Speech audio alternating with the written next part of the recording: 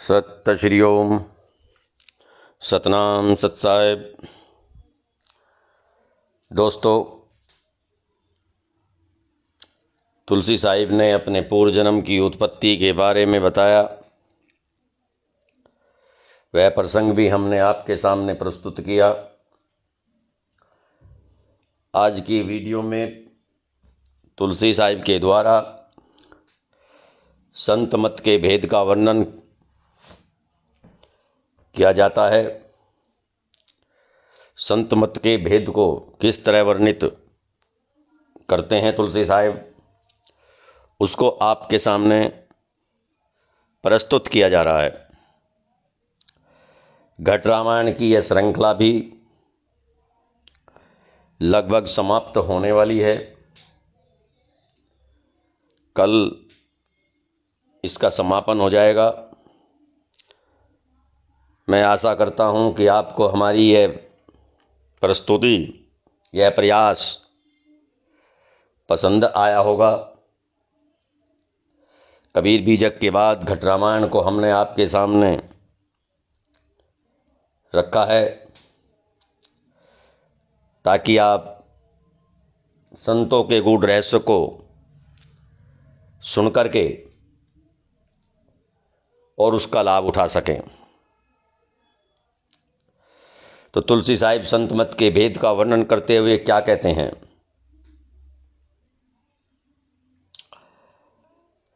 जो ज्ञानी संतों की शरण में जाते हैं उनकी लीला अनंत है। उसके ऊपर परम दयालु एवं कृपालु संत ने कृपा की। उसके दुख द्वंद्व समाप्त हो उठे और काल के फंदे कट गए। भवसागर के भौतिक प्रपंच फट गए। अब उसके लिए द्वंद्व न है न बंधन है। संतों के दया भाव को मैं जानता हूं, मैं उसका कहां तक वर्णन करूं। जो संतों के मत के मूल तत्व को मान लेता है उसके लिए न कर्म है न भर्म है। गुरु ने कृपा दृष्टि दी और यह नीच वंदनीय हो उठा। तुलसी ने जैसी कृपा दृष्टि दी और यह नीच वंदनीय हो उठा। तुलसी जैसा निखद, सब भांति से गुणहीन और दुर्बुद्ध संत कृपा से सब भांति ज्ञानी और पंडित हो उठा। संतों की शरणागति के साथ साथ मन मुक्त हो उठता है। शरीर तथा मन को भी उसी प्रकार बंधनहीन समझें। उनके वचनों से मन के अंतर्गत निहित सारे कष्ट स्वयं मिट जाते हैं। उनके चरणों के चिन्हों को पकड़कर, चरणों को ग्रहण करके तुम सुरति में विहार करो, फिर भी उनके चरणों में संशक्ति लगी रहे और तब इस भवसागर से पार उतर सकते हो। मैं संत स्वामी को देखता हुआ मैं अपने पंथ में परिपक्व हो रहा हूं। मेरा आराध्य अचिंत्य है, अनाम है, न उसका कोई स्थान है न घर है। उसकी शरण में मैं सुरति द्वारा स्थित हूं और मैं उसके प्रति निरंतर प्रेम और प्रीति में बना हुआ हूं। धैर्य पूर्वक मैं विश्वास के साथ अपने मत पर चरण रखता चला जा रहा हूं और मैं उन आराध्य की शरण में पड़ा हूं। इस पृथ्वी लोक से मेरा भ्रम भगा जा रहा है और अब मन मरण से भी मुक्त हूं। गुरु के समस्त शब्द द्वारा ही इस सिंधु से पार हो उठा हूं। मेरी चेतना अगम की धारा में धंस चुकी है और वह सुंदर सिंधु तट के पार नजदीक आ रहा है। सार तत्व मेरे साथ चल पड़ा।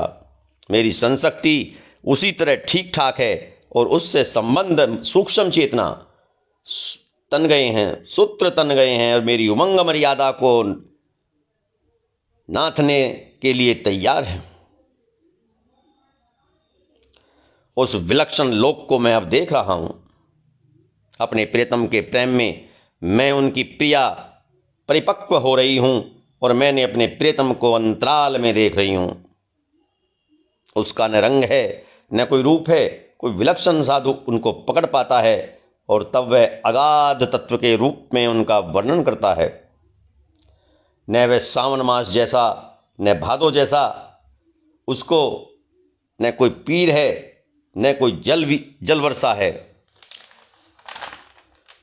उसके पास त्रिवेणी सुषुम्ना के संगम की त्रिवेणी बनी हुई है, और मैंने देखकर उसके रास्ते को यह जान लिया कि उसके लिए अपनी सखी के साथ सजकर तैयार हूं।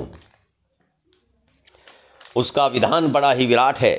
मैंने उसके सुरती शिखर को देख लिया और उसके मिलन को आनंद भी चख लिया। तुलसी साहिब ने उस सरोवर को भली भांति देख लिया और उसका समस्त भ्रम नष्ट हो चुका। तुलसी संत दयाल निज निहाल मोह को कियो, लियो शरण के माई जाई जन्म फिर कर जियो। तुलसी साहिब कहते हैं कि संत जन बड़े ही दयालु होते हैं। उन्होंने अपनी कृपा से मुझे कृत कर दिया। उन्होंने अपनी शरण में मुझे ग्रहण कर लिया। संपूर्ण लोक जन्म नष्ट हो चुका और लगता है कि अब मुझे नया जन्म प्राप्त हुआ है। भर्म भूल बस जग रहे, सहे जो जन के सूल, फूल फंदे जग जाल में, बंधन चीला भूल। ये जग जाल कराल है, फंद फंद मुनि बेहाल। काल चाल चीना नहीं, तुलसी संत कृपाल। मैं मति मंद निकामता, पता न जानो वेद।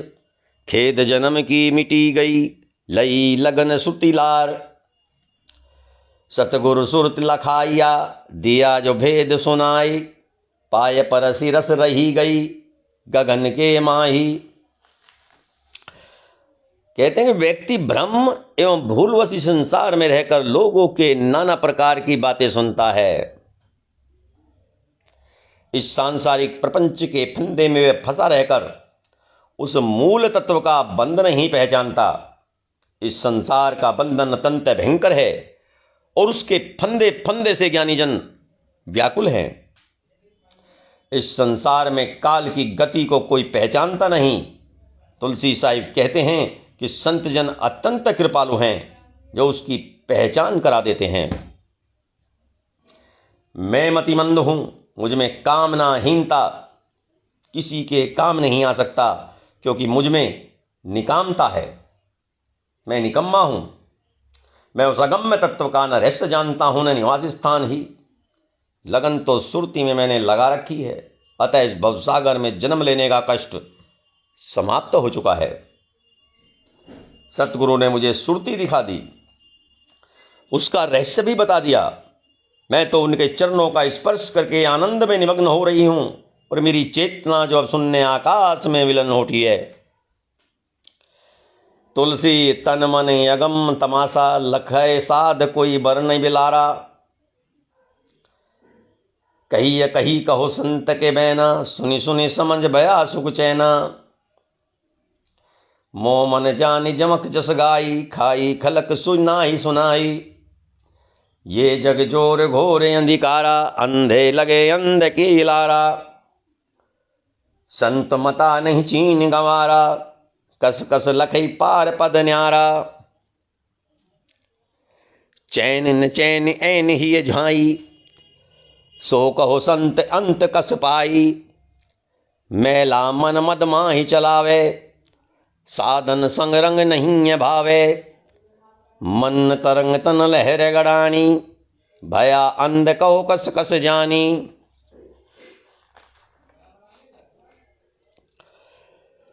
तुलसी तो अब तन और मन से अगम तत्व का तमाशा देख रहा है और कोई साधु ही उसके आनंद का वर्णन कर सकता है। संत की वाणी हमें कह कहकर और बार बार कहकर सुनाओ और उसे सुन सुनकर मुझे सुख तथा चैन प्राप्त हुआ। मेरे मन के उल्लास को जानकर जमक राग में सगम में कि यश का गान किया, किंतु स्वर्ग को यह संसार खा गया और वह मुझे नहीं सुनाई पड़ा। यह जग अविद्याग्रस्त एवं प्रचंड रूप से अंधेरा है और यहां सभी एक दूसरे से उसी प्रकार संसक्त हैं जैसे अंधे की संसक्ति अंधे में हो।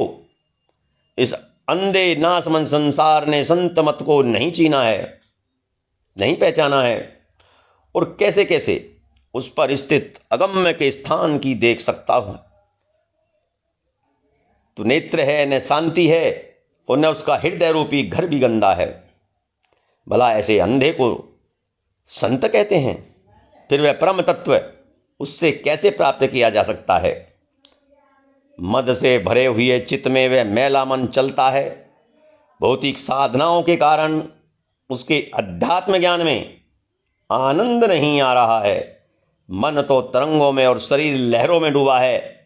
वह तो अंधा हो चुका, फिर वह उस तत्व को कैसे कैसे समझेगा?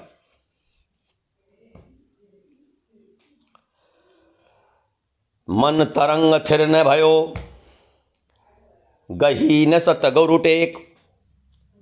बेस भरम बस पची मरे, धर धर जन्म अनेक। मन भौतिक आनंद की तरंगों से स्थित नहीं हुआ और शत्रु का आश्रय भी नहीं ग्रहण किया। लोग भेष रचना के भ्रम में डूब डूब कर मर चुके, अनेक जन्म धारण कर रहे हैं। उन्हें मुक्ति क्यों कर मिलेगी? तुलसी ने अपनी अध्यात्म वाणी को बहुत समझ बूझकर भाषा में कही है। हे सखी, जिस आदि तत्व का ज्ञान है उसे बताता हूं।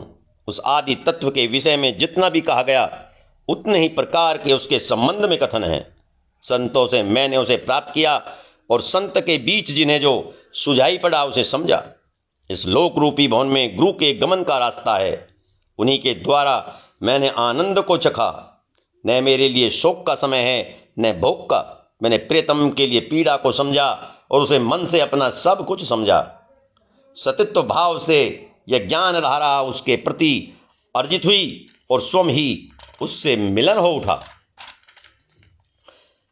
मैं उस सिंधु सरोवर से उसकी ओर उन्मुख होकर बहती हुई नदी की भांति मिली और उस सिंधु की धारा में प्रवेश करके उसी में खो गई। मुझे वहां ज्ञात हुआ कि जो बिंदु में है वही सिंधु में भी है, वही सिंधु में है। जो बिंदु में है वही सिंधु में है। ये सखी, मैं सुरती में प्रविष्ट हुई और उस शब्द रूपी नाली में जा मिली जहां उस अगम में प्रीतम से मेरी भेंट हुई। न वहां अकाल है न माया का जंजाल है। तुलसी साहब कहते हैं कि वहां मिलते हैं। मुझे गहरा नशा सा हुआ और प्रेम भरी संसक्ति में वे अत्यधिक प्रिय लगा तथा आंखें उठाकर देखा तो मेरा प्रियतम वहां स्थित था। प्रिय के प्रेम में अनुरक्त मैंने इस जन्म के मन के सारे तत्व पर विजय प्राप्त कर ली। सुरती रूपी शिखर को पकड़कर उस पार पूरी तरह आनंदित अपने प्रियतम के अगम्य के घर में पहुंच गई। जो जो अवस्थाएं वहां घटित हुई मैंने उनका वर्णन किया और किसी को और कहने के लिए शेष भी नहीं रखा। इस प्रकार जो घटित हुआ उस रहस्य का मैंने वर्णन किया और मैंने उस अगम्य तत्व के विषय में कहकर बता दिया। संतों ने समझकर मुझे जो कुछ भी दिया उसी को मैं उसी विधि द्वारा वृत्तांत के रूप में बताया है। जो कुछ मैंने प्राप्त किया उनका कहना, जो कुछ भी मुझे शरीर में दिखाई पड़ा मैंने उसे कहा। उस साधना तत्व के लक्षणों दृश्यों के संपर्क में आने पर मुझसे जिस प्रकार की रुचि और आनंद प्राप्त हुआ उसका दही और मक्खन भाव से मैंने मंथन किया और उससे तत्वों को निकालकर इस रूप में प्राप्त किया। युग युग ने कल्पों की बातें समझाकर पद एवं प्रसंग सभी समान रूप में हैं और वह अगम्य लोक पलकों के उस पार है। मैंने उनके भावों तथा भेदों को देखकर उनके विषय में कहा। सुरती ही मानव के लिए हितैषिता का एकमात्र सेतु है और संतों के चरणों पर मैंने शरीर एवं मन को न्योछावर कर दिया। मेरी बुद्धि, बल एवं विवेक का वर्णन मात्र इतना ही है कि मैंने नित्य संतों के लक्षणों को देखा है। मैंने अपनी वाणी से न कुछ कहा न सुना। शब्द को बूझने पर मैंने किसी विलक्षण संत की पहचान कर ली। मेरे तन मन में उन संतों के प्रति दृष्टि दिखलाई पड़ी और मैंने इसे संतों की कृपा को ही समझा है। संतों की शरण से ही उद्धार संभव है, यह तभी संभव है जब कोई उनके प्रति संशक्ति और समर्पण भाव उत्पन्न करे। सुरति द्वार से चलकर वह अगम्य के ग्रह से परिपूर्ण कर दे, क्योंकि उस पार स्थित अगम्य तत्व का स्पर्श करके साधक पारस पत्थर की भांति उठता है। मैं तो कीट खाए हुए लोहे के समान था। गुरु रूपी पारस पत्थर का स्पर्श करते स्वर्ण कहा जाने लगा। कंचन होते ही मैं सोने होने का सुख प्राप्त करने लगा। फिर मैं सर्राफों की दुकानों पर तोला जाने लगा। फिर सुनार ने मुझे गढ़कर गहने के रूप में बदला और मुझे तोड़ मोड़ कर अनेक रूपों में संवारा। इसके बाद भी वह पारस पत्थर सोना नहीं कहा गया, और सोना सोना है ऐसा युगों युगों तक यह जीव जाना जाने लगा। पारस पत्थर के स्पर्श से पारस पत्थर पारस ही रहा। ठीक प्रकार से सतगुरु के मत के विषय में मैंने बताया। तुलसी साहिब कहते हैं कि सतगुरु पारसी है, किंतु लोहा तो अति सामान्य है, किंतु उन्होंने उसे अगम्य तत्व बना दिया। पारस की संगति से लोहा स्वर्ण बन जाता है। संतों का मत पारस पत्थर है। जो सत्संगति करता है वही उसके महत्व को जानता है, वही पारस को पहचानता भी है। उस पारस के स्पर्श से सभी स्वर्ण बन जाते हैं, और ये सतगुरु भी उसी प्रकार पारस के समान होते हैं। पारस ने लोहे को स्वर्ण बना दिया। यह सारा संसार ही इसी प्रकार दीनता भरी दृष्टि जैसा है। वह किए हुए कर्मों में उसी प्रकार लीन रहता है जैसे मछली विवश होकर निरंतर जल में ही रहती है। सतगुरु पारस की भांति सार तत्व है। जो उनके प्रति संशक्ति करके उनसे जुड़ता है, उस जीव का हित कार्य वे संपन्न करते हैं और सुरति से संपन्न भवन में प्रतिष्ठित करते हैं। सुरति द्वारा शब्द से मिलन होता है और चेतना 8 अट्टालियों के ऊपर चढ़कर प्रतिष्ठित हो जाती है।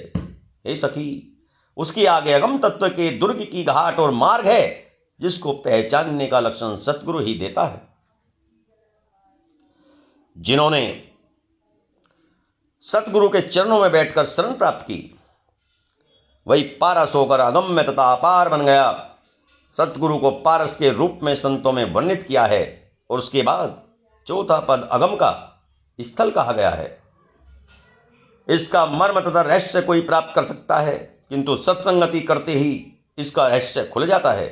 यदि कोई कहता है कि अगम कैसे कहा जाता है, आदि और अगम तत्व का सुरति द्वारा जिसने रस चख लिया, इसलिए वह कहता है।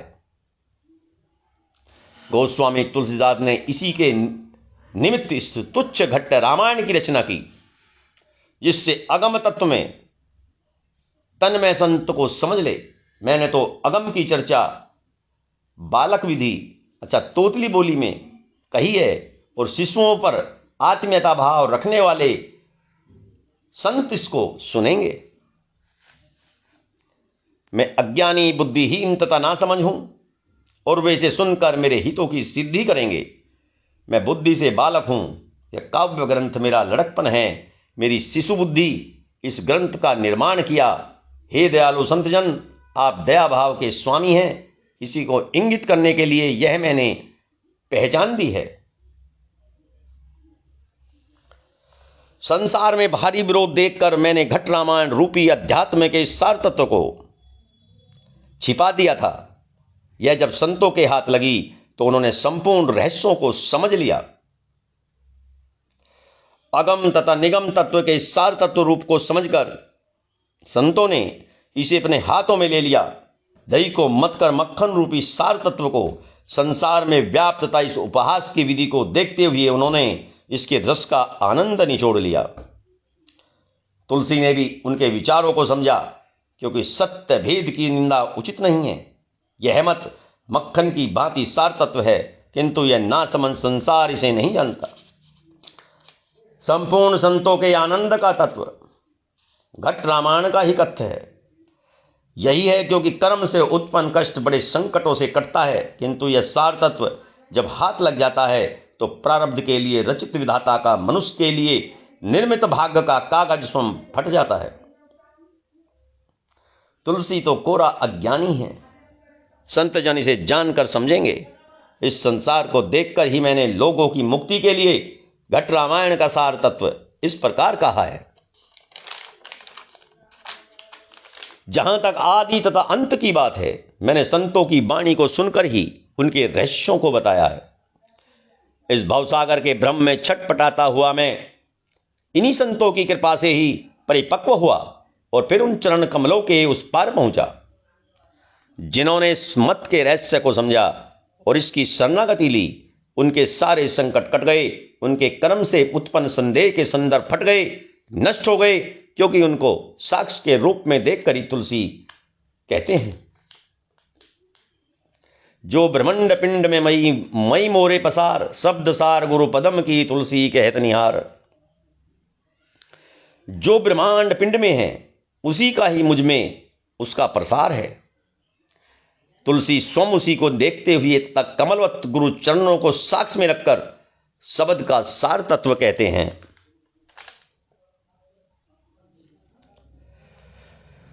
त्रोटक राग के माध्यम से मैं इस रहस्य का संपूर्ण रूप बताता हूं और छंद के माध्यम से संपूर्ण तत्वों का भी वर्णन करता हूं। जैसे जैसे गुरु तथा शिष्य के बीच संपर्क मिलाप बना, उसे तुलसी ने इसे त्रोटक राग में स्पष्ट किया। जिन जिन संतों ने गंतव्य की राह पहचान ली, वही संतगण ही इस रहस्य को समझ सकते हैं।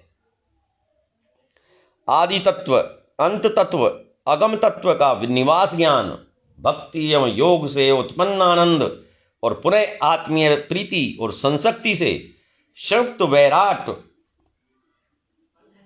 आनंद आदि से जुड़े अगम एवं निगम तत्व का वर्णन मैंने विचार पूर्वक किया। गुरु एवं सतगुरु के मिलन एवं भेंट जिनके कारण लोक संशक्ति के अंधकार, अंधापन, आत्ममोह समाप्त हो उठते हैं, मैंने उनका वर्णन किया। सतगुरु शून्य आकाश की भांति है और वे निरंतर शून्य आकाश की गुहार लगाए रहते हैं। साधक जब अपने हृदय के नेत्रों से उनको देखा करते हैं, प्रतिपल मेरी चेतना श्रुति के साथ उनके चरण कमलों में लगी रहती है और ये उस अगम तत्व के राही निरंतर उसी को ताकते रहते हैं। मैं सर्वप्रथम सतगुरु स्वामी की वंदना करता हूं, उन्हें बारंबार प्रणाम करता हूं। गुरुपद गगन गुहार जब निहार निर्णय लखई, पकई पदम सुरती सार तकई एनी अंदर मई। मेरे लिए गुरु के चरण सुनने आकाश के लिए गुहार, रक्षा के लिए पुकारे गए शब्द हैं। जब उनको देखा तो मुझे ब्रह्म मुक्त निर्णय तत्व ही दिखाई पड़ा। उनके चरण कमलों में सुरती का सार तत्व परिपक्व होता रहता है और उनकी कृपा से अंतरात्मा में स्थित अगम तत्व का आवास मुझे निरंतर दिखाई देता रहता है।